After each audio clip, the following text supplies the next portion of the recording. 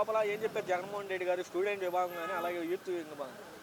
ఈరోజు రాష్ట్ర అధ్యక్షులు వైఎస్ జగన్మోహన్ రెడ్డి గారి ఆదేశాల మేరకు, అదేవిధంగా విద్యార్థి విభాగం రాష్ట్ర అధ్యక్షులైనటువంటి పానుగంటి చైతన్య గారి ఆదేశానుసారము రాష్ట్రంలో ఉన్నటువంటి విద్యార్థి విభాగం నాయకులందరూ ఈ యొక్క మీటింగ్కి హాజరు కావడం జరిగింది. ఈ యొక్క మీటింగ్లో వైఎస్ జగన్మోహన్ రెడ్డి గారు పాల్గొని చాలా కీలకమైన విషయాలు కూడా విద్యార్థి విభాగం నాయకులకు దిశానిర్దేశం చేయడం కూడా జరిగింది.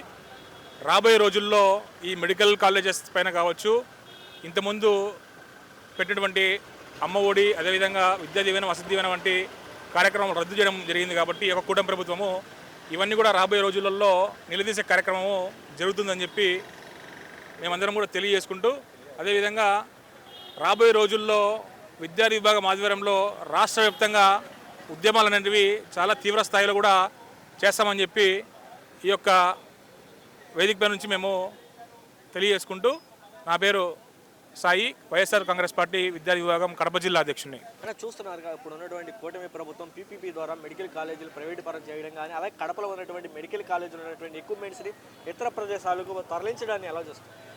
కేవలం ఇది వైఎస్ జగన్మోహన్ రెడ్డి గారిపైన ఉన్నటువంటి కోపంతో రాష్ట్రంలో ఉన్నటువంటి మెడికల్ కాలేజీలన్నీ కూడా ఈ యొక్క కూటమి ప్రభుత్వం, ఈ యొక్క చంద్రబాబు నాయుడు ప్రైవేట్ వ్యక్తులకు అప్పచెప్పడం అనేది చాలా సిగ్గుచేటు.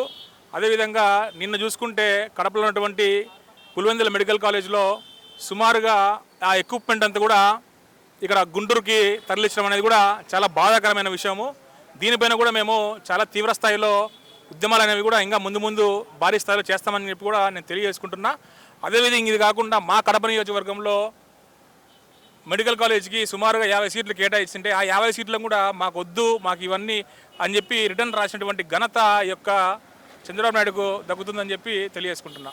అలా చూస్తున్నారు ఇప్పుడు ఉన్నటువంటి ఎక్కడైతే సింహాచలంలో మరణించడం కానీ, అలాగే ఉన్నటువంటి మొన్న ఈ మధ్యకాలంలో సింగమల్ల చనిపోవడం కానీ, తిరుపతిలో చనిపోవడం కానీ, ఈ దేవస్థానాల దగ్గర ఎందుకని ఈ కూటమి ప్రభుత్వం నిర్లక్ష్యం చేస్తున్నారు? ఈ యొక్క కూటమి ప్రభుత్వము వచ్చి సుమారుగా ఇప్పటికే 16 నెలలుగా వస్తుంది. ఈ 16 నెలల కాలంలో తిరుపతిలో చూసుకోవచ్చు, అదేవిధంగా సింహాచలంలో చూసుకోవచ్చు, అదేవిధంగా నిన్న శ్రీకాకుళం అదే డిస్టిక్లో కాశీపురం దాంట్లో కూడా చూసుకోవచ్చు. కానీ ఎక్కడ చూసినా కానీ ఈ యొక్క లెగ్ అనేది కూడా దరిద్రం అని చెప్పి ఈ యొక్క ప్రజలు కూడా భావిస్తున్నారు. Thank you.